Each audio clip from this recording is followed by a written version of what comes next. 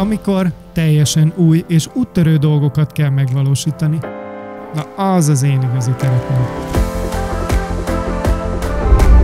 Balázs vagyok. Gyere, megmutatom az Audinál, milyen sok területen alkothatsz maradandót.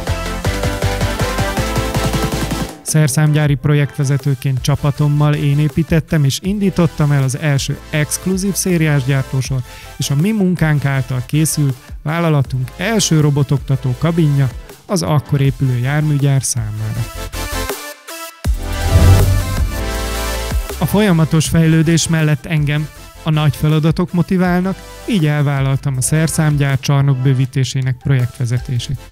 Kemény kihívás volt, de nagy büszkeség is.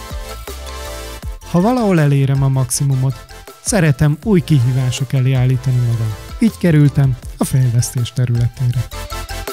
Ma konstrukciós modulkoordinátorként egy személyben képviselem a Global Engine termékcsalád fejlesztésén az egész világon. Mindez gyakran a fotelem kényelméből. Ezt a motort egyébként 4 telephelyen fejlesztjük.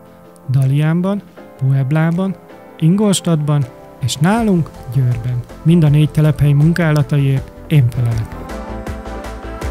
15 évig gyártásközeli területen dolgoztam, amit nagyon szerettem, de jót tett nekem a változás. Az új feladataim és a motor komplexitása pedig olyan szintű izgalmat és kihívást adnak nekem, ami 16 év Audis múlt után is ugyanolyan lendületben tart.